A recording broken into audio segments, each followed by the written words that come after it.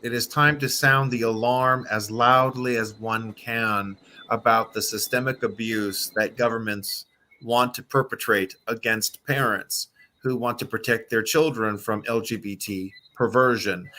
This abuse of parental authority and the desire to groom, indoctrinate, and abuse children to accept LGBT perversion as normative is happening all over the world. We have helped we have assisted parents in Canada, for example. We had one father who went to jail because his daughter was being transitioned at the local public school without his knowledge or permission. When he opposed it, courts ruled in favor of the daughter under the guardianship of other lawyers, that or under the guardianship of the ex-wife, that she would continue to be transitioned to become a male. And when the father spoke out against this abuse, he was put in prison.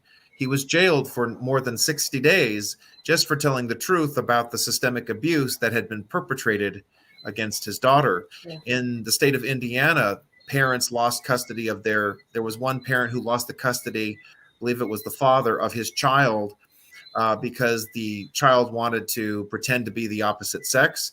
There is the notorious case of Jeff Younger and his son James Younger, and this is in the state of Texas. Texas presumably is supposed to be a conservative state, and yet the judicial system and the legislatures are cowardly or complicit in this whole LGBT madness. And so the ex-wife took Jeff Younger's son James to California, where I live, where laws have recently been enacted which allow parents to do whatever they want to the child, to push them into all kinds of sexual mutilation. And in this state, you can lose custody of your children if you refuse to enable or accept their confused, destructive, false identity, pretending to be the opposite sex. So this is all too familiar. Wow. We need to sound the alarm across the globe, and certainly in the nation of Barbados. And I'm glad to be here to help speak out against this agenda in full. But can you tell us a little bit about mass resistance and the work that you do in the US and internationally? Absolutely. Thank you again for having me on your program this evening. Mass Resistance, we announce to the world that we are the international pro-family group that makes the difference. Many pro-family, many conservative organizations, they settle for protests or for doing podcasts only and not engaging and training the citizenry for real hardcore activism. What is needed now more than ever in this culture war is a full force commitment to fight against every aspect of this destructive LGBT agenda. And something else that distinguishes us from other pro-family organizations is that we speak plainly and clearly about the noxious effects and the destructive consequences of homosexuality and transgenderism. There's a growing problem, even among conservatives, even among some Christian organizations or other religious organizations trying to push back on this LGBT madness. They don't want to speak the truth about homosexuality and transgenderism. But we have recognized, Mass Resistance has recognized, that if you want to win this fight, you have to stand for truth. And you have to be committed to telling the truth, no matter how poorly it is received or how vicious or outraged people are in their reactions. This is an essential aspect of winning this culture war. You can't say that it's wrong to teach homosexuality to children if you think that it's okay for two men to be married. You can't assert to children that it's wrong for a boy to put on a dress or to pretend to be a girl and force everyone else to buy into this lie if you think it's okay for adults to do the same. Now, this is a broad and a very strong argument, but the truth is always a winning argument. And that's where Mass Resistance is fundamentally different from many other conservative organizations. And you also mentioned we've had considerable successes in fighting against this agenda. We have shut down drag queen story hour programs. It is unthinkable that we're in a time where confused men dress up as garish parodies of women and insist on reading to children. They want to be so close to the children. It's disgusting. It's grooming. It's child abuse. And we have shut down those events throughout the United States. We've also been involved. We want to ask a question. I see Mr. Franklin there. I believe you have a comment about that, Mr. Franklin. I see it. I was agree with them, but I was just laughing because I've seen some of them, and when they describe these weirdos, I prefer to call them weirdos. Yes, they are. In front of little children, and they're sitting there with their legs open, and the children can watch underneath them. You know that they're men, and they're, it's disgusting. Yes. And for some person in any government, local, state, federal, or anybody who can support that type of behavior, that person needs to be out of public office. Yes. And I'm saying the same thing here in Barbados. People who want to support that type of behavior have no right in public office, where Barbados in particular has a Christian upbringing. And they're deviating because they have some international nonsense that they want to go about. It is cruel. And I always tell people that I will support that type of behavior when 2 rams get a lamb. When 2 rams get a lamb, then you will support that kind of behavior. I'm going to remember that phrase. Mr. Schaper, can you tell us, you talk about closing down, these kind of story hour. How do you, even get the courage to do that, to walk us through that? Because for us, we only watch that on a video and wondering, oh my goodness, those people are brave to talk to us. How is that done? Well, for example, we had a group in New Hampshire, which is in the northeastern section of the United States. They made repeated protests to the local library saying that if you're going to allow a drag queen to be around children, you cannot close the event off from the public because it's a public library paid with taxpayer dollars. So our activists in New Hampshire made it very clear that they were going to show up in large numbers to protest in the library. That alone was enough to scare off the drag queens so that they shut down their program. In Georgia, in Atlanta, Georgia, we had activists a few years ago. They went throughout the Atlanta community, throughout the Ponce de Leon suburb of Atlanta, Georgia, alerting the general public, speaking to the local businesses, and they made enough of an uproar about it that they were able to get the program shut down. The people at the library didn't want to deal with the outrage and the shame that they would endure from the public. In Texas, our Texas director, Tracy Shannon, she organized protests outside of one of the local libraries in Houston, Texas. They did this on a repeated basis. Then she finally did her own research and found out that 2 of the drag queens that were reading to the children, they were registered sex offenders. They had abused children in the past, and the library in Houston had not done their required due diligence to do a background check to see if they had any prior convictions. And we have seen this issue with multiple drag queens throughout the country. So we investigate, we expose these perverted people, we sponsor and run a relentless pressure campaign via email, via phone calls, via social media.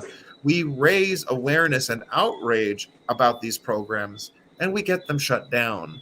That's what we do. It's important for people to raise their voices and announce the outrage about this perversity, that it should not be allowed around children. And even recently in Pocatello, Idaho, our activists, they just walked into the library during the Drag Queen Story Hour. They took up all the seats. So it was only people who were hostile to the program. So the drag queens were performing for adults and not children. And they got the message and they left the library and never came back. So those are some of the things that we do. And we have this courage because this is an outrage. We refuse to be bullied or kowtowed by this. And we have a good, strong group of people in many places that are as outraged about this as we are. And we instruct them in the ways to confront this issue, how to talk about it, how to change minds on it. And we are successful in shutting these programs down. Wow. I see a comment here, if I may. Yeah. Joseph Cadogan asks, that's why Mhm. we have to get more organization to join forces in Barbados. Well, I'm jumping ahead somewhat, if you don't mind. I've been invited by some of the people in Barbados to help form a mass resistance against all of this perversity on the island. We've had successes in in the Cayman Islands. We were helping activists there to stop the same-sex marriage push, and they were ultimately successful there. I believe they have a similar status as a Commonwealth country. I'm not sure if they're recognized as fully independent. That's something I'm still learning to understand regarding the status for Barbados. But one thing is for sure, the mothers and fathers in Barbados need to be and should be the final authority on what happens to their children in their country.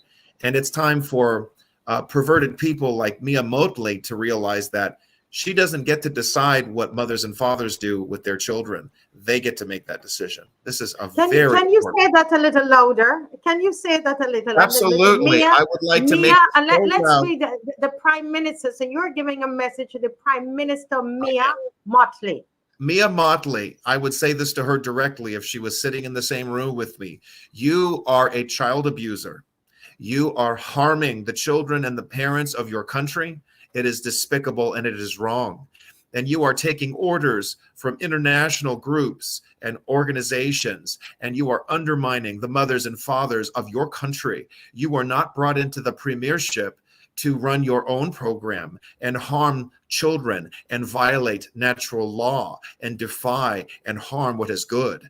I have received recent information that voter fraud is a norm in Barbados, which may explain why Mia Motley pushing these unpopular policies is able to have a unanimous government in the parliament. It's disgusting. It's outrageous. And we are going to make every effort to encourage every mother and father to speak out and to defend their children and to speak against you and the evil things that you are doing.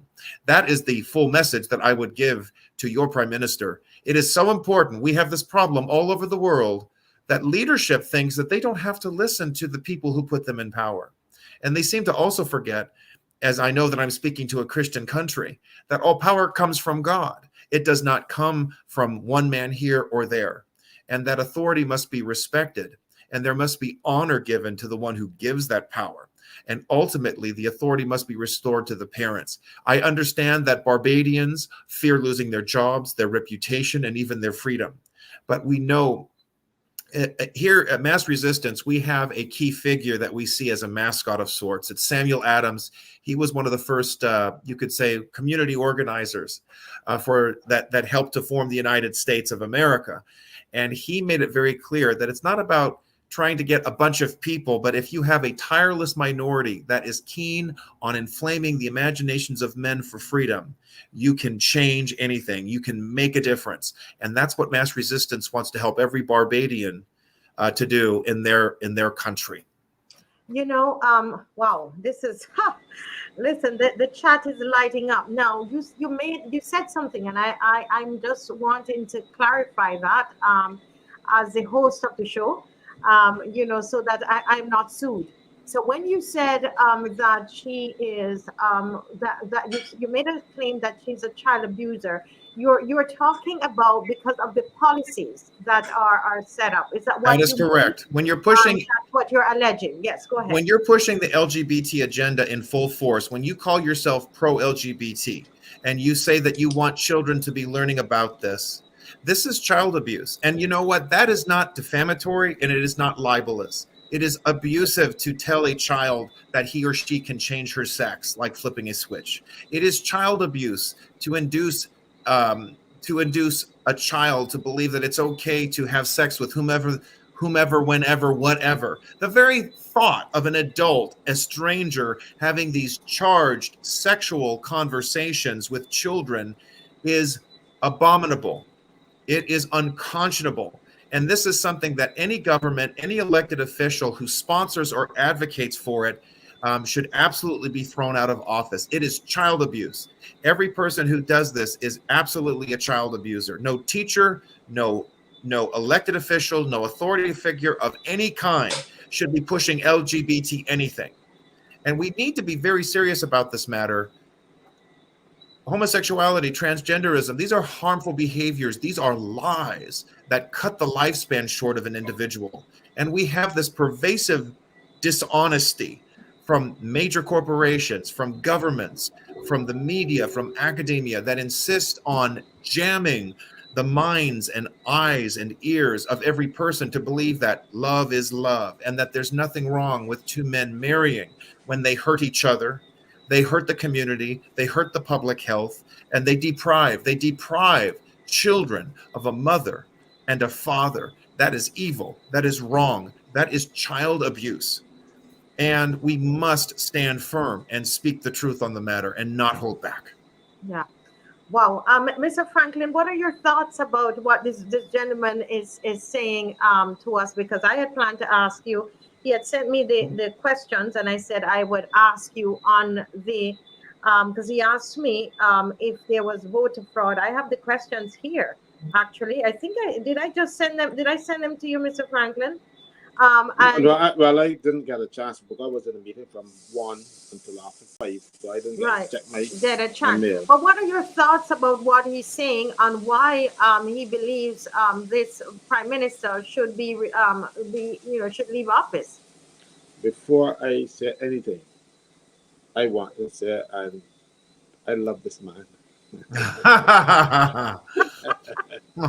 Caswell, why you love the man, Caswell? I must say this is a welcome reception, which we don't get as often in the West. Oh, I mean, the Caribbean countries are the West as well, so let me rephrase.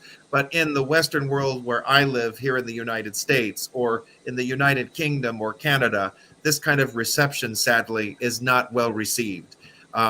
It's unfortunate. We speak the truth and we are persecuted for it. But it is good to know that there are good, decent, common sense people like in Barbados who know that it's not two men. It's not Adam and Steve. It's Adam and Eve. And Adam cannot become Eve. And Adam and Eve can have children, and those children should not be confused. And no authority should be pushing confusion or perversion on anyone. Wow. Oh my. Mr. I'm sorry to interrupt. I'm looking at Mr. Sean Cool's comment here. The Barbados government doesn't even want a sex offender registry. I must say that this LGBT agenda, it's not just about adults. As we know, they're targeting the children, and they want to normalize pedophilia. They want to normalize sexual relations between adults and children. And this is one part of that evil agenda.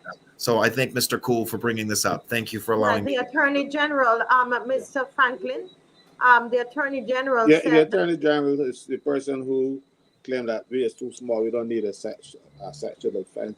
There's registered, They said we don't need it. He don't need it. And that is the problem. We don't need him. But he's there too.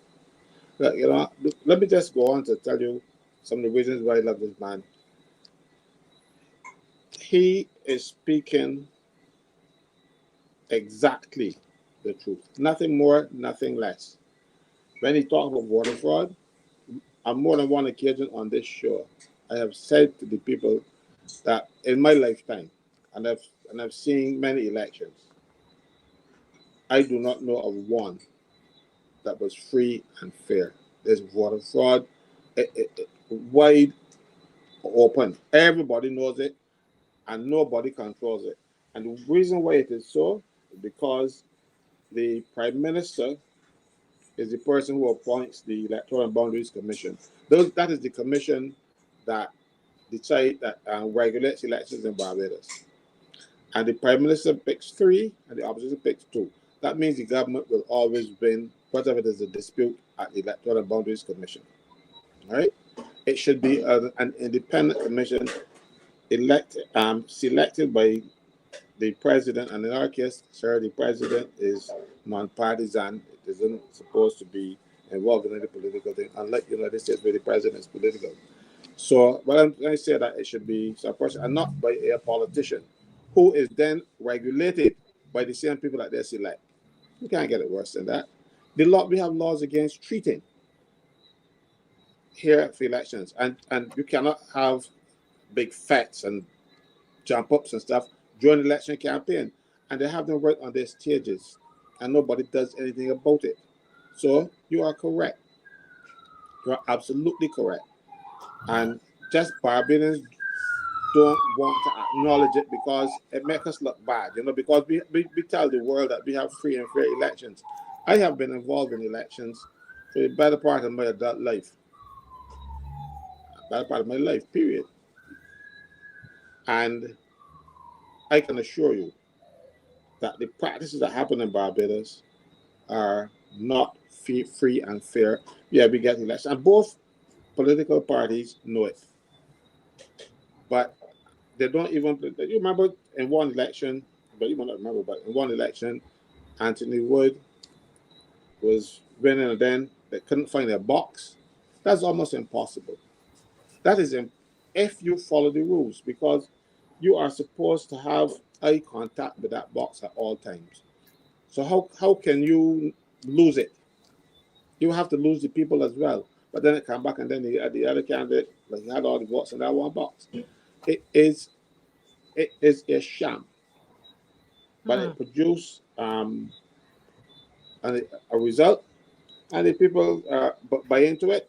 I do not believe for 1 minute that those two elections where the prime minister got all 30 seats in the house, Wow. that was a free and fair election. I saw one of her supporters out there with money handing out on election day. It Oh, was wow. photographed and shown on WhatsApp. Some person sent the pictures to me on WhatsApp. That is illegal. And then these people go into the house and they refer to each other as the honorable this and the honorable that, and they laugh all the time because I know their prayers. I know how they behave. And then when you get them coming in and want to change our way of life, why are these people in office? Why do they want to be in office so badly? Because they have an agenda, or somebody is talking an agenda. But I can tell you something. So I remember reading earlier this year about a guy called Graham. But he changed his name to Isla Bryson, and he was convicted for rape in Scotland. And then after committing his rape, eventually decided that he's now a woman. And they put him in a female prison. But you know what can happen when a man in prison with a lot of women? Now in England, you have to, they don't make a ruling that says that if you're a trans woman with male genitalia, I don't know how you can be a woman with male genitalia, but that is what the ruling says, that it bans trans women with male genitalia from women's prisons, because they were going in there and getting the women, the women were going in there and getting the other women pregnant. Wow. That is crazy. That is crazy. Yeah. Mr. Schaper, you sent me 3 questions, and I said to myself when I was preparing this evening, I said it's best for me to let Mr. Franklin answer the questions to you for you on the program, and I believe you got all the answers. What are you've heard now about the voter fraud? And I think you said somebody else shared that with you. What's going on in your mind at this time, knowing that we have 0 opposition in Barbados, no opposition. There's none, like nobody is in all the seats, the entire Senate, the entire Parliament. Okay. And the media, a lot of people in the media, they're also intimidated. A show like this, we use this to speak to the people. But what's going on in your mind, and thinking of what just happened with the Samoa agreement, with all of these, it's a trade agreement, but then they have all of the gender stuff attached to this agreement. And Barbados is one of the few Caribbean islands that have signed it. That combination, what are you thinking? I'm thinking it's time for the people to rise up and speak out. Absolutely. And I was reading one of the comments below, and they said that I was speaking what many people feel, but they are afraid to say. And what I know is I'm thinking about what happened when the Iron Curtain fell at the fall of the Soviet Union. Thinking there was a country, Romania, and there was one pastor who was speaking out boldly against the communist regime and against the evil dictator Ceausescu. And what happened is that this one pastor would always speak out, and the people loved him for that. And so then one day, the secret police in Romania, they came to the church to arrest the pastor.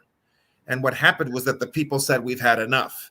And so that they gathered and they stood outside of the church and they said, you're not coming in here. And then it went from one person to 5 to 50 to 100. And pretty soon there were popular revolts all over the country. And within weeks, the dictator Ceausescu, he was removed from power. He was tried, convicted, and executed for his multiple crimes against the people. What my point is that when you have a small group of people that stands up and then more see, I'm not alone. They have stood up and they're not alone in doing it. Then I am going to join them as well. And that's what we need to do. That's part of what mass resistance means, that people have to start speaking up in their schools, in their local boards, and saying, you're not going to push this perversion on our children.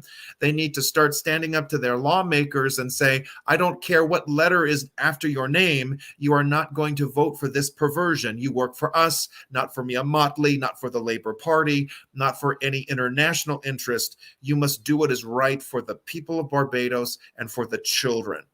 And I know that there are pastors there who have courage. There are pastors who did not shut their churches down. And there are pastors who did not impose masks on people during the COVID outbreak. And I can tell you that here in the United States, we had similar flirtations with similar tyranny. And when I walked into a grocery store one day and said, I'm not going to wear a mask, and I had 2 other people with me, and even when the food clerks, they say to me, you've got to wear a mask. And I said, no, I don't. And so there was me and the other 2. And we went around the store, we got our goods, and we left without any trouble.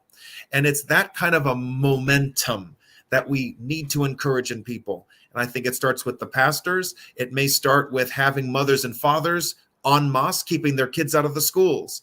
I think about what the protesters did during Pinochet's regime in Chile, where they would deliberately not go to school or go to work. They would slow things down. People would start going in the streets and they would start banging pots and pans to make general disturbances that were peaceful, did not harm the natural rights of others. This is the kind of momentum that we need to be thinking about. This is the kind of attitude and the kind of activism that residents in Barbados need to take on. It's your island. It's your country. It doesn't belong to Mia Motley. It doesn't belong to the World Economic Forum. It doesn't belong to the United Nations.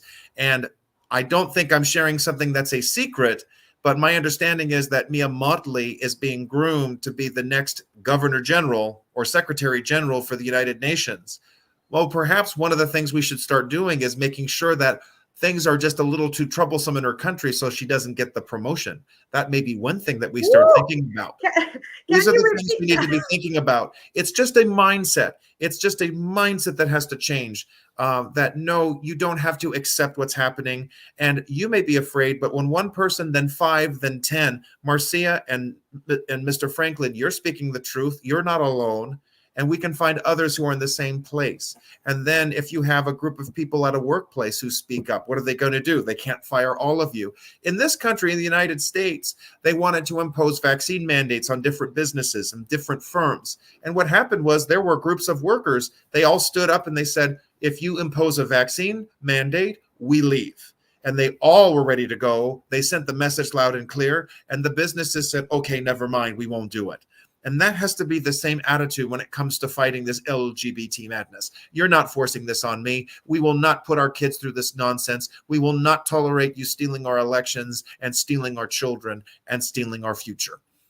But I'm listening to you, and you're a Christian, and you're saying you went into the store and you were told to wear the mask, and you decided that you were not going to wear the mask. There are some people who believe because you're a Christian that you need to follow the law. The moment you stop following what the laws are saying of the land, that you're not a Christian.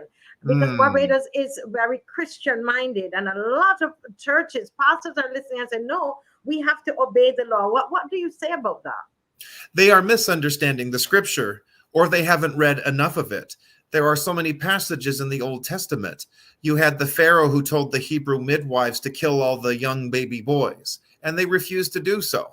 And God blessed them with houses, not just homes, not just buildings, but with legacies. That's what the Hebrew communicates there. You have King Saul, who said to his army, "Not one of you will eat a drop, not eat any morsel of food until we defeat the enemy." But his son Jonathan had some honey and was able to achieve a rout against the Philistines. And when the king said that he had to die, the soldiers stood up and said, "No, you will not." It's always God's word and God's will and God's way, which is number one. And last of all, it's a misunderstanding of Romans 13. Indeed, power comes from God, and we are to submit, but we are to submit to the degree that it doesn't undermine our principles and our adherence to God's goodness, to Christ's sacrifice. If we are forced to do something unjust and evil, if the government orders us to do something unjust or evil, we must resist. We must say no. We must not comply. This is essential. Acts chapter 5, when the men were beaten for preaching in the name of Jesus, the men said, "We cannot help but do so, and we won't stop. And we have to do what is right for our children. Even if the government says you have to do X, we must do what is right. We must do Y." And that's it. Deborah Myers makes a great point. Christians don't have to be stupid. I think in too many cases, I think that people use that as an excuse not to take a stand. It's not that they're stupid. It's that they're afraid or they don't want the discomfort. That's what the real issue is. Yeah. You remember there was a passage, I don't remember exactly what it is, but I remember seeing it where the master asked, if you're, the Jews don't do anything on Saturday, and the master asked, suppose your ass fell in the well on the Sabbath. Remember? So if the ass falls in the well on Saturday, what would you do? The law says that you're not supposed to work on the Saturday. So, as he correctly said, they're missing the point. I'm thinking of something else.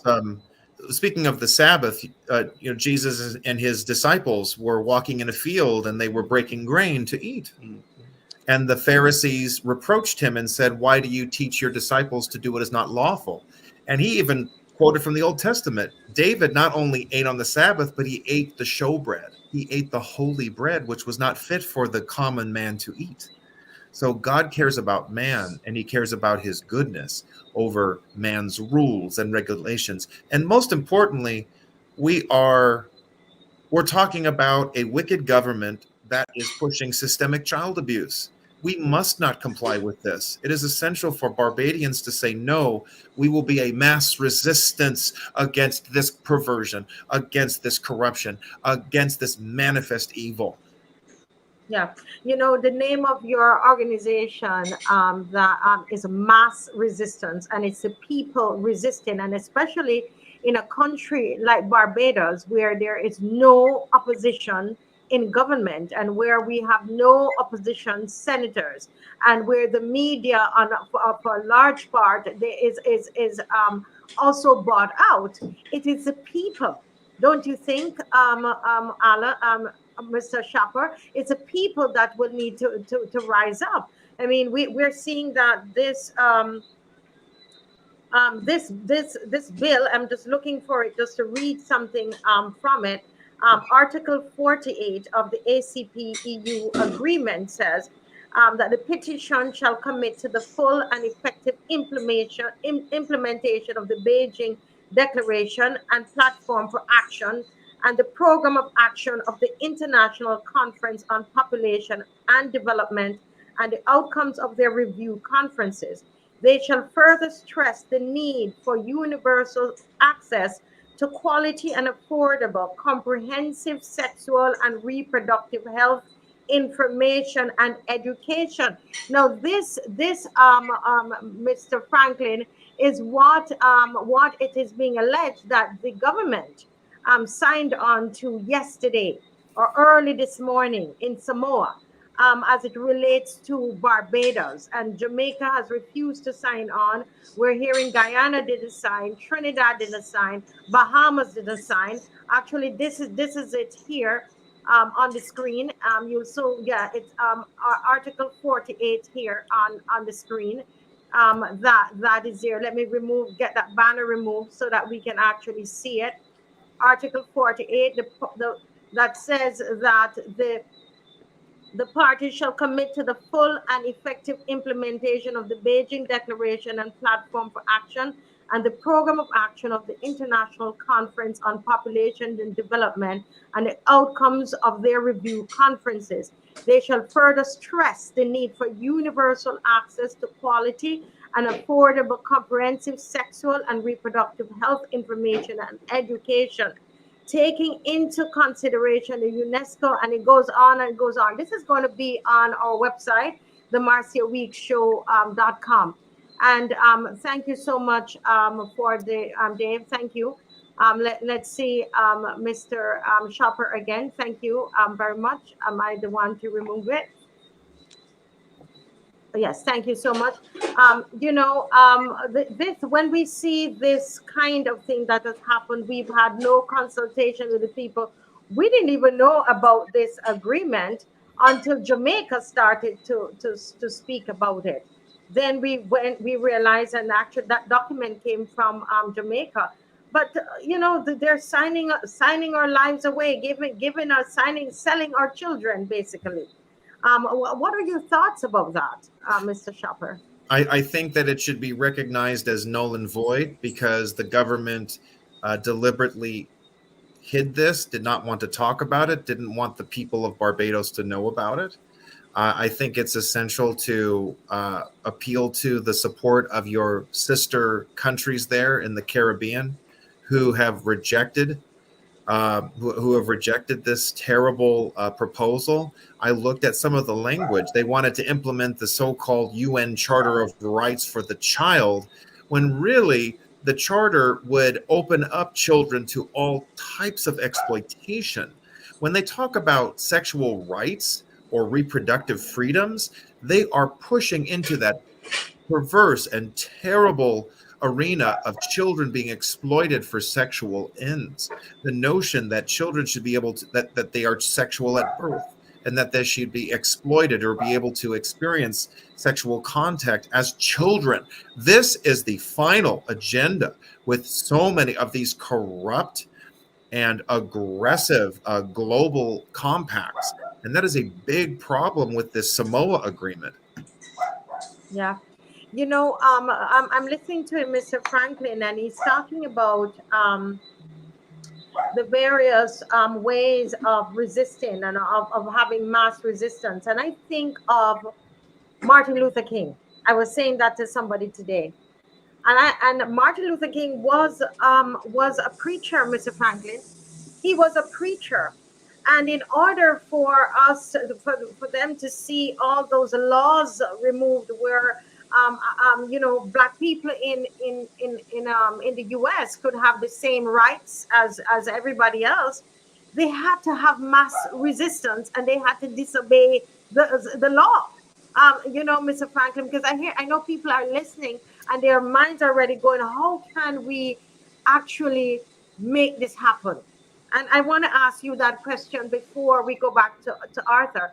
Arthur is talking about this mass resistance. Do you see it being practical here in Barbados, Mr. Franklin? I have been praying and hoping for it. As a matter of fact, if you look, you will see that I had some success at resistance this week when I asked my workers at the Barbados Revenue Authority to stay home. Right? It had an impact. And people should realize that if that small group, less than 100 people didn't turn up for work, but it had an impact on them because the places were full and the taxpayers couldn't get their business transacted.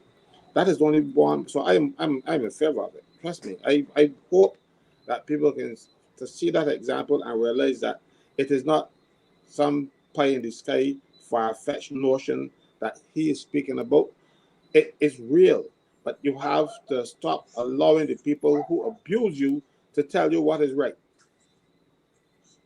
Yeah. That is our problem. We have a government who wants to be bullies, and yet so they will tell you, oh, you should be doing this, and tell you what you should do. And that's why they have actually commandeered most of the other unions, because I use commandeer, but take over, whatever you want to use. But they have taken over the unions to the extent that they rendered them useless. They neutered them. Like they want to neuter the society. Mm-hmm. When you're speaking, thank you, Mr. Franklin. When you're speaking, Arthur, of mass resistance, you are somebody, that's a question I was going to pose to you. You are talking about non-violence. Like you went into the supermarket. So talk about, give us examples that are the possibilities that could happen in Barbados. Non-violent mass resistance, because we need it done in mass. We need parents need to start keeping their kids at home. Parents then can take their children and protest in the public squares against the perversions that they want to push on the children. I don't see, people doing sit-ins perhaps in government buildings would be appropriate. You have the entire Barbadian parliament doesn't feel like they have to listen to the people. This is extremely problematic. I think that when it comes with what we did dealing with the Drag Queen Story Hour programs, as I mentioned before, we had our activists. They walked into, they walked into the meeting rooms ahead of time. They take all the seats away. I think that these kind of sit-ins, these kind of non-compliant measures are needed. As much as possible, whatever daily routines that Barbadians are expected to comply with, they need to say no. We're not going to allow for the basic functions of government and state if the government and the state are not going to listen to the people in the country. These are the efforts that need to be taken, because as you've both shared with me, very painfully shared with me, your vote and the ballot is so corrupted and has been so dishonored that these are the next steps that need to be taken. Yeah, I'm thinking of this agreement that we are now locked into, Mr. Franklin, for 20 years. If what my understanding is correct, based on my research, it says it's 20 years that we are locked into it. My thing is the only recourse we have is to not comply. Yes. There is nothing else that we can do, because this government is in power for the next how many years? Another 3 years, Mr. Franklin? They started in 2022, so they have 2027. So really 4 years. Are we going to sit down and take this about 3.5, 4 years? We're going to continue with this. What about the Samoa agreement that they have signed us onto? What are we going to do when they begin to teach that kind of thing in the school? And I think, Mr. Arthur, when a lot of our lawyers were speaking against the child protection bill, etc., I remember, Mr. Franklin, that there was an MP who said, say whatever you have to say, this bill, they said the child protection bill will be signed into law because we are already signed on to lots of international treaties. Do you remember that, Mr. Franklin? Ed Mason, I well remember. So probably he was talking about the Samoa agreement, or the Samoa Accord that they were already, because they had announced Barbados was one of the first Caribbean islands from July to declare that we are for this agreement. And they believed that they could go ahead, Mr. Arthur, and say we are for it because they know they don't have any opposition, to oppose them in government. I have another take on that. He who pays the piper calls the tune. And we are around the world, everywhere. Anybody who has money to lend, you're going to begging them to lend you it. So if these people have conditions, they want you to be LGBT, they want you to sign on these other agreements, you will do it because you want their money. Barbados government now is like an international prostitute. Hmm. They do what they do the business for who pays, and we are not paying our bills in Barbados. No, in order to pay our bills in Barbados, we are borrowing the foreign exchange, and as a result, the IMF, World Bank, IADB, all those people are saying to us, "This is what we want you to do," so they have to do it. That is why they have not come to the public of Barbados and said, "This is what we intend to do on your behalf." We find out about these things by the way. We found out about the national insurance changes and the pension changes that the IMF was pushing after they were passed in the lower house, because we have two sets, lower house and upper house. After they were passed in the lower house, we found out about them. Okay, we are finding out every time we look around. There is something that the government is doing that nobody else knew. They don't tell you anything. And I personally have been crying out against this now since 2018. And they know what they're doing, because when they were in opposition, they complained that the last administration did not give them enough time to go over the bills. Now they're giving no one time, not even their own MPs. So we have a situation where the government, the cabinet of Barbados, goes into a situation and without even telling the other members of the party that forms the government and the other members of the parliament. Because you remember when they passed the amendments to the national insurance thing, and it was supposed to go to the Senate the following Wednesday. Then on that Wednesday, after protests from this show, the senators did not go and pass it. They went and had the legislation explained to them. They did not know what they were going to pass. They are given instructions and they do it. And the only body that can give them instructions is Mayor Morley. Mm-hmm. But she goes begging, so she has to dance to the tune of the piper. The pipers are the people who are giving them the money, or lending them the money. And that is our biggest problem in Barbados, that the government has been reduced to prostitutes.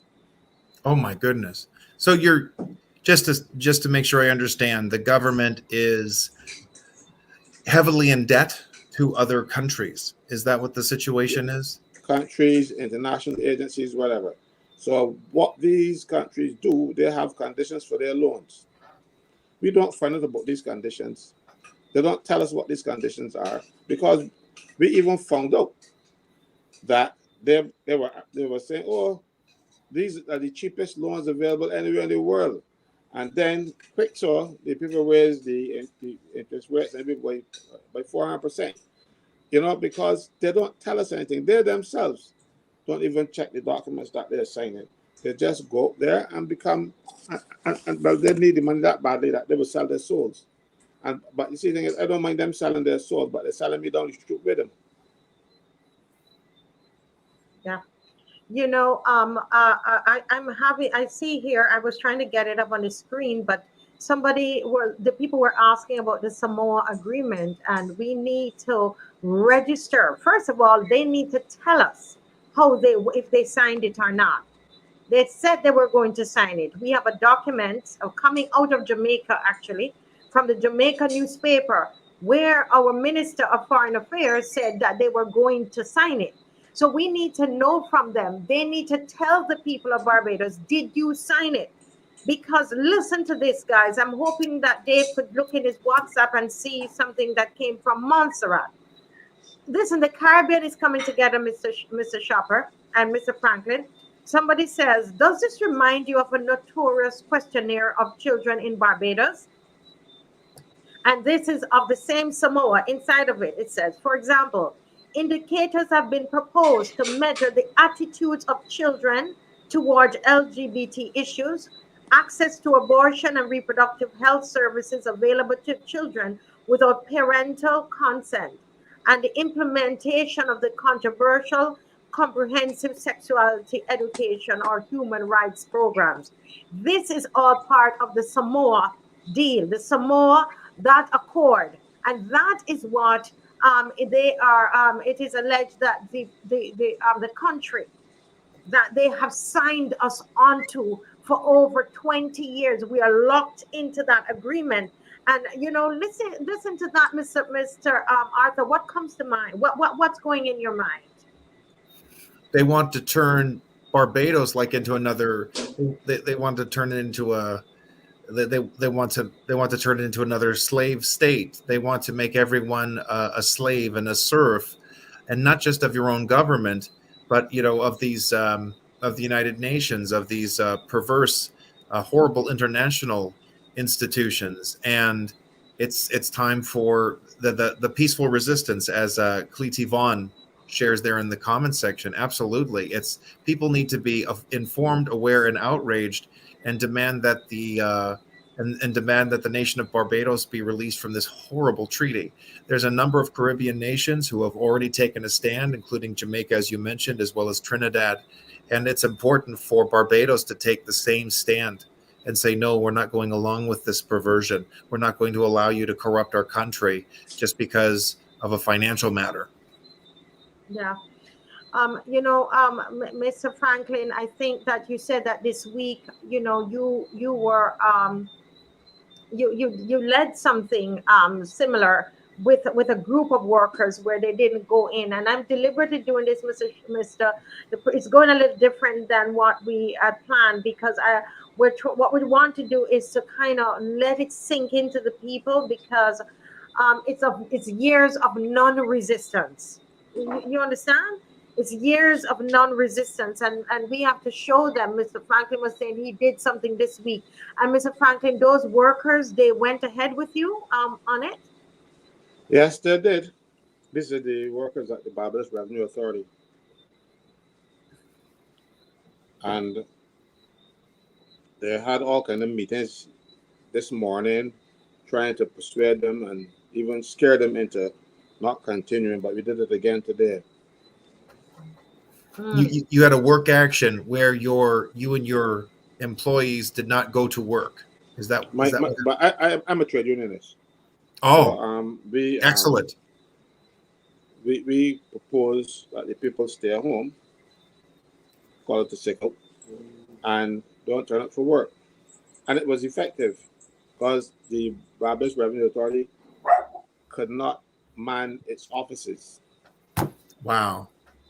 This is what we need. This is what, if we get every trade union leader, such as yourself, Mr. Franklin, to take a stand and just stop right there. The trade union leaders are all part of the Barbados Labour Party. In fact, the leader of the largest union, correct me, Mr. Franklin, the Mia Motley, the Prime Minister Mia Motley, has gobbled her up and made her a member of Parliament. So our trade unions have been compromised. The only one that is not compromised, and that is she wanted Mr. Franklin as well, and he told her no. Who would represent the people? Because she wants to have all the power. Right, Mr. Franklin? It's only your union, only her own. So, but the last man standing. Well, you know what? Standing in the trade union leaders. Union leaders are, then what needs to happen within the union is that these members, that another group will step up and say, this leader is not representing us. This reminds me of a movie in the United States. It was called On the Waterfront, starring Marlon Brando. And he was a member of a trade union. They worked along the longshore. They worked on the shipping yards. They were longshoremen. And he took a stand, and other longshoremen, they said, we're not going to listen to the union boss anymore. We're going to follow his example. And the workers were able to choose different leadership. That needs to be part of the fight, for sure. And I'm sure those are discussions that have already been taking place. Well, not here. The people are so disgusted with them that they just withdraw, rather than replace them, get them out. I see. People just decided, look, and that is why my membership is growing, because people are saying to the unions, you're not representing us. So that's it. You have provided a union that people can join. This is Basically, good. yes. That would be a great move right there. And that's I would love to see, you know, that would be a thing to start encouraging, that the workers who are not represented any further are these corrupted, compromised union leaders who care about pushing LGBT and giving into these international perverse programs. If the workers say, we're leaving, we're going to go join another union. But you see, there you go. You're already part of the resistance there, Mr. Franklin. Yeah, You're already yeah. doing So it. the mass resistance has started. We just need the people who have left the unions, because I'm hearing from others too that people are leaving the unions. Join Mr. Franklin's union, because when you do that, then we have an organization, right, Mr. Schaper? We have an organization that we could mobilize and then get the people out on the streets, or to do the sit-ins, or to do the strikes, or to shut down the country. We're doing this in the Is that United what you're States. saying? Tell us more about that. We have schools that think it's okay to let the students choose whichever restroom they want to go into. And there are students in Pennsylvania, in Ohio, in Missouri. They walk out of the school and they say, we're not going to go along with this. We're not going to let you pervert the privacy of the students. I'm helping parents right now at a local school here where I live. The teacher goes into the students' restrooms to talk to the students. I mean, this is absolutely unbelievable. But what's happening is that the students come together and they walk out. Let's get the students to start coming together. I don't believe the students like this. They don't want this garbage being pushed on them. We've seen students in Massachusetts, a very liberal, very compromised state, and the kids have walked out protesting the Pride months and the LGBT stuff being pushed on them. Tell me, Mr. Franklin and Ms. Weeks, do the teachers have a union of their own as well? They have two unions. Okay. One is firmly in the hands of the government. The other one, I don't know if I don't think they're firmly in the hands of the government, but they don't have any professional staff, and I think that is their biggest problem. They are teachers who work and also try to run the union at the same time, and a lot of them are not trained in industrial relations, so they're not as effective as they could be or should be.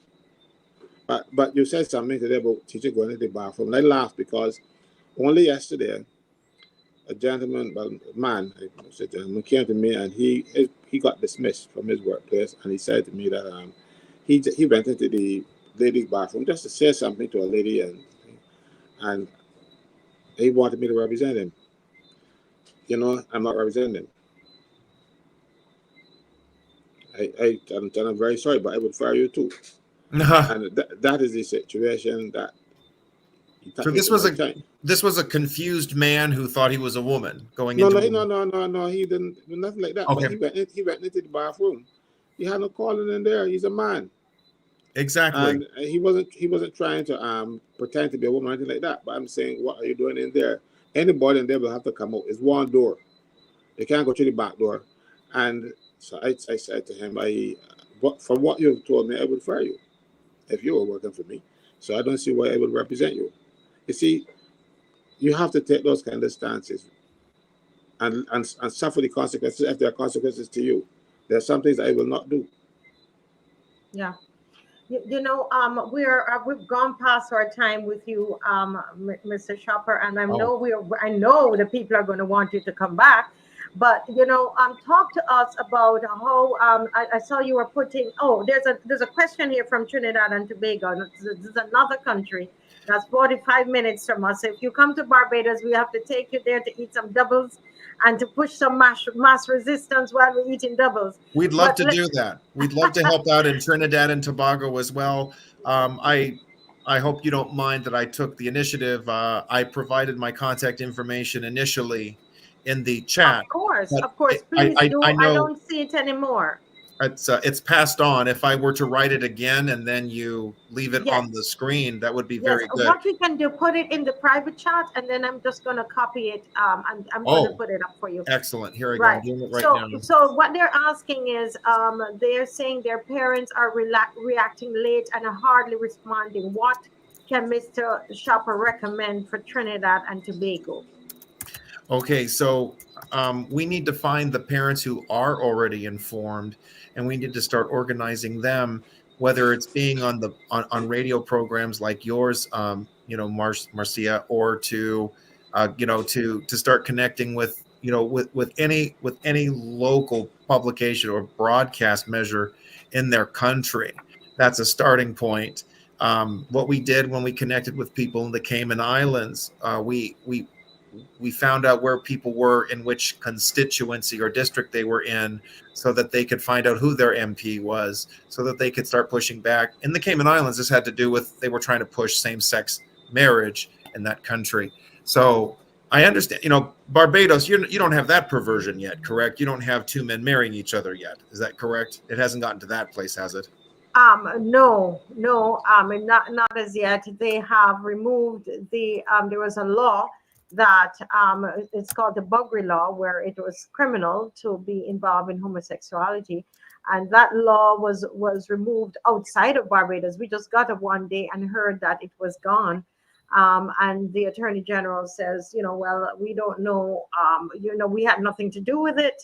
The only thing is that law, I wish Mr. Franklin could come back on to explain this, but that when they removed that law, Mr. Schaper, what happened was that there was another law, and I needed to look for it to send it to you ahead of time. But that law protects children from being abused. So, but that law was struck down as well. This is sexual abuse of children. Yep. That law was struck down, and as soon as Mr. Franklin comes back, he will be able to. Okay, he's back. Mr. Franklin, do you remember the law that was also struck down with the Buggery law? This is the Sexual Offences Act. Sexual Offences Act. Can you explain that to Mr. Schaper? In the meantime, let me just put up. This is while Mr. Franklin is looking for that law to share with us. I'm going to put up on the screen the in a banner. I'm going to put Mr. Schaper's email address, and then the number is 7. Just tell me the number again, please. Could you say your number aloud? Yes, it's I hope that it works. I don't know how the communications or the connections work from islands to the mainland. I hope this works. 781. Okay, so it's 1781, yes. 474. 474. 3005. 3005. Okay. Now, if maybe I should, you know what? I'm not sure how strong, because it's a special type of a phone, and the connection may not work because it's entirely internet based. So that may be a problem. Is that the one that we communicate on WhatsApp? That's a different number. That's a private. Okay. That's a private number no that problem. I can't share. Yes. So let's just do the email then. You think? Okay, that would work. That would work. I didn't think about. So okay. This is, so it's arthur@massresistance.org. Why don't we do this? If I put it in the comment, then you can put the comment up. Would that be okay? The comment, yes, put the comment up, yeah. Okay, I'm going to type it here now. Yeah. There it goes. Okay. Right, because it's not. I'm not getting it from there. It says that it's failed to post. I'm not sure why. Interesting. All right, so let's. Very interesting. Very interesting. Okay, so let me continue to do that here. Okay, let me do that here now. So there's maybe Thelma. I see Thelma Yearwood. She's communicating via Facebook. Maybe I can this would be a very interesting request. Maybe I can send it to her and she can post it. Yes. Okay, tell her to post it and see what happens, because I'm having trouble as well. Are they onto you too? Let me see. So let's see. You found it, Mr. Franklin? Yeah, you're talking about sex and serious indecency. Right. Okay. So let me let you wait, because I want the attention of Mr. I see what happened right with it. Okay. What we're doing is making sure that we're trying the best way for you to get the information, okay, on how to reach out to him. And this is if people are those who are interested in doing in being part of the mass resistance, and because you're going to tell us about that, how people could get involved in that. Okay, I found Miss Yearwood. I know this is a unique situation, and I appreciate her. It's not opens. I don't know why the word opens is there. It keeps coming up with that. Yeah, it's interesting. But I just sent to Miss Yearwood via Facebook. I found her Facebook page, and I was able to text her all the information. If she's interested in, if she's willing to post it in her chat, that's fine. There is my email address for certain. Absolutely. Okay, so that's the email address, guys. Get cracking on the email address. Please reach out to me right away. I can provide another phone number. It's an office phone number. We have received phone calls from people from the Cayman Islands or from the Virgin Islands. So if someone has that capability, they're more than welcome to call our office. I will provide that. We want to give people multiple opportunities. I provided the phone number also to Miss Yearwood. She's more than welcome to post it as well if she likes to. Yes, that's fine. Okay. There it is. I hope to hear from as many people as possible. We've been active in Jamaica. Our president visited Jamaica 10 years ago when they were trying to strike down the anti-buggery law in that country, and they were successfully able to maintain it. I think it is obscene and just unbelievable that some court that has no bearing or presence in your own country just decides to sweep away a law. That's outrageous. And it may seem strange to people, why should we care what two consenting adults do in private? But the fact is that sexual matters, they may be practiced in private, but they have public consequences, and everything from childbearing or health issues or the political upheaval which ensues when people undermine the family and want to go after people's children. So these principles, these laws, these customs must be upheld, and Barbadians are correct to be outraged by any kind of abusive power or move by some judicial authority. Outrageous. Yes. Thank you, Mr. Franklin. You have the law, because I wanted to listen to this, Mr.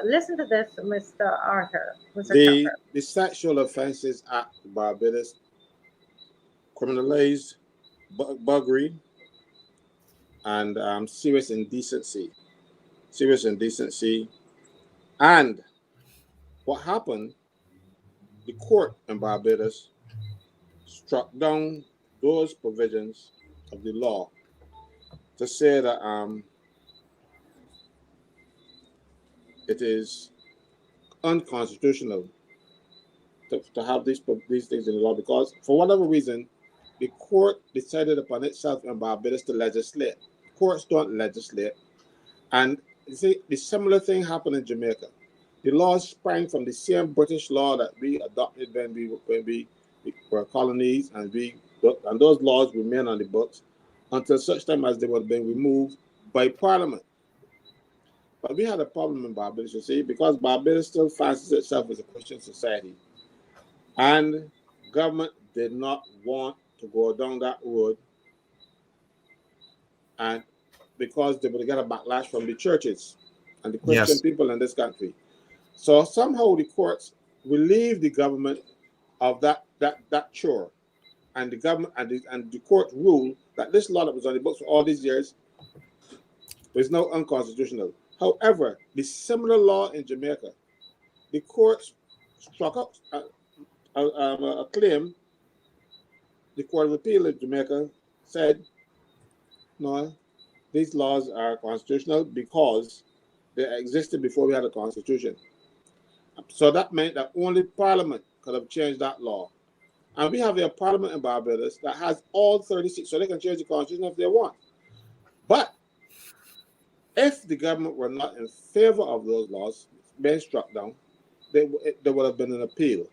So far, the Attorney General has not appealed because that is what the government wanted to happen. And it happened for them. And it happened with them having to dirty their hands. See, but I still believe that the judge was wrong.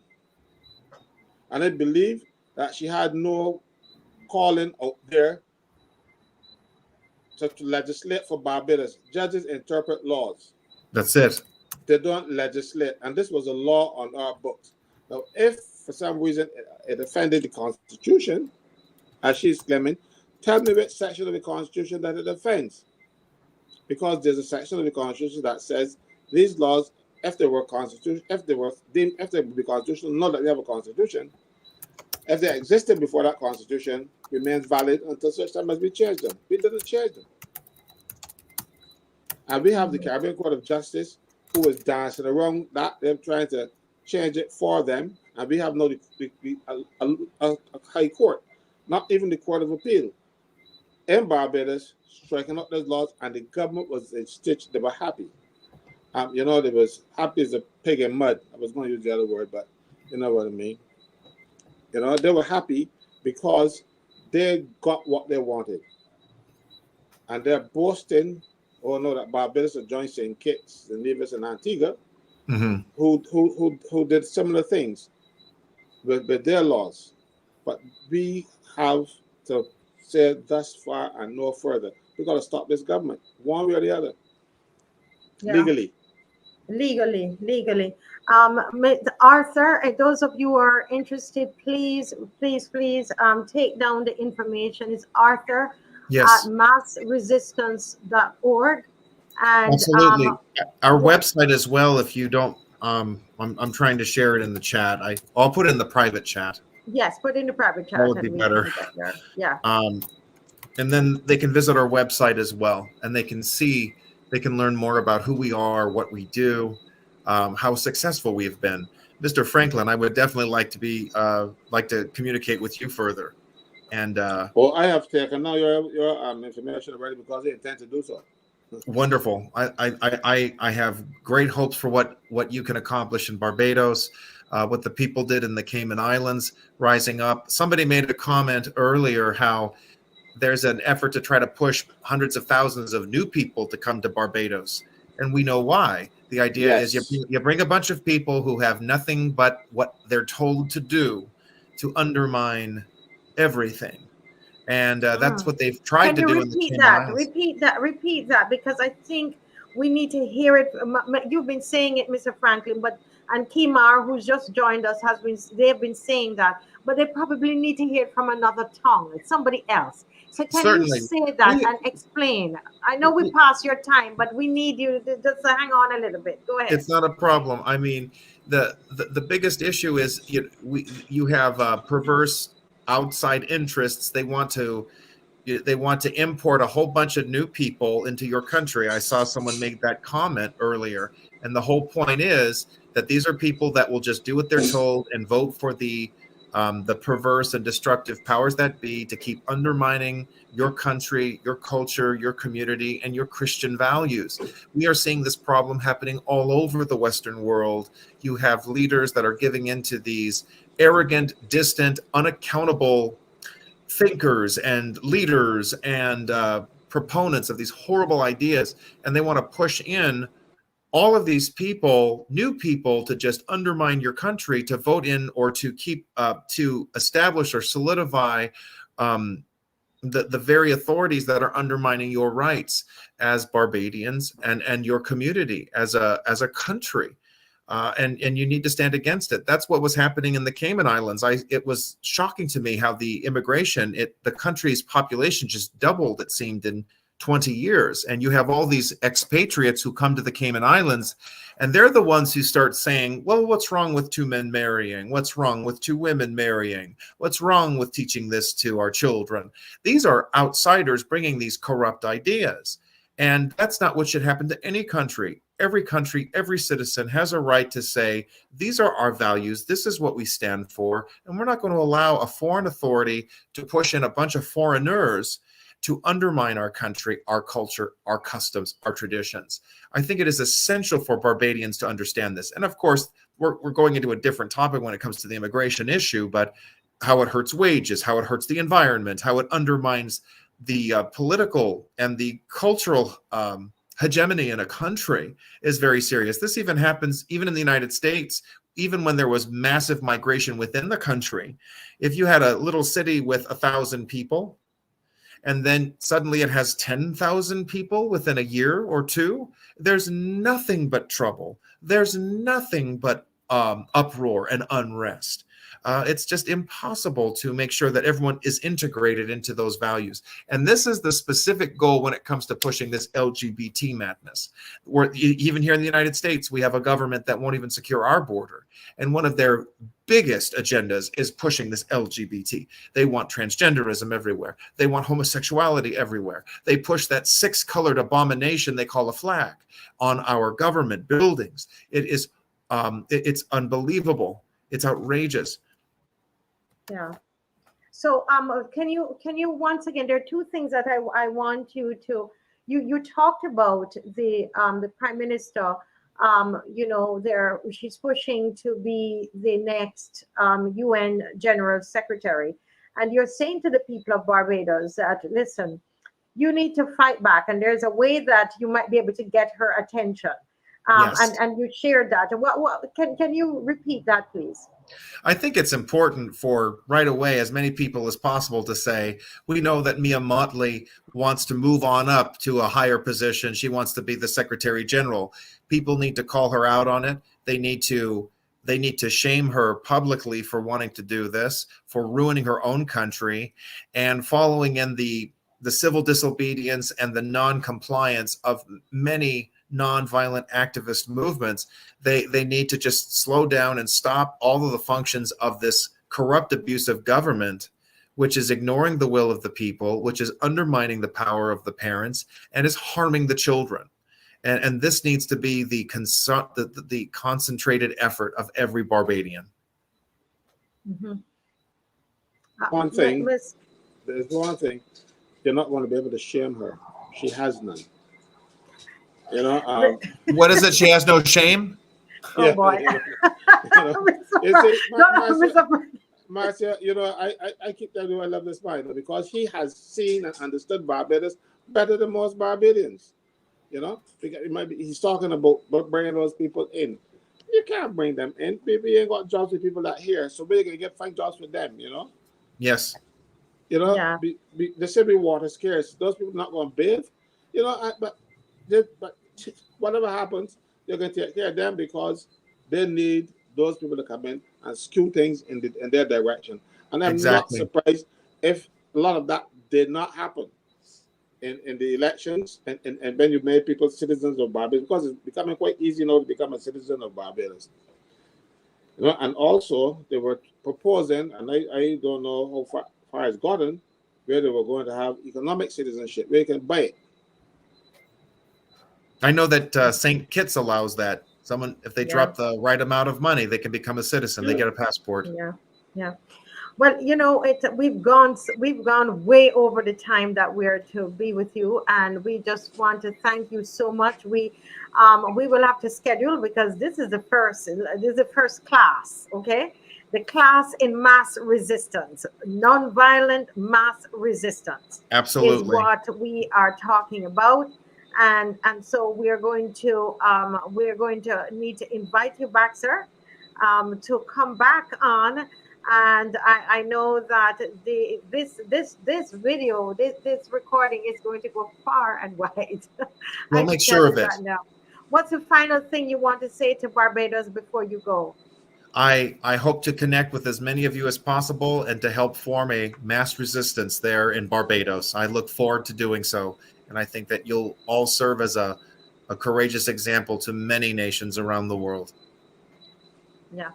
Thank you so much, Mr. Schaper, Arthur Schaper. It was, it's like hearing Mr. Franklin in a different body. It's like this was a white Mr. Franklin speaking, Pastor Franklin, and he had an American accent. And There you that's go. what really happened here tonight. Thank you so very much, very much. We appreciate you coming. Everybody, write down the number and you can contact him. Go straight ahead, contact him. All right, and let's get this going. Non-violent mass resistance. That's the only way out. Yes. Only way out for the next 3.5 years. That's the only way out. God bless you. Thank you so much, sir. Have a wonderful evening. Thank you all. Thank you. God bless.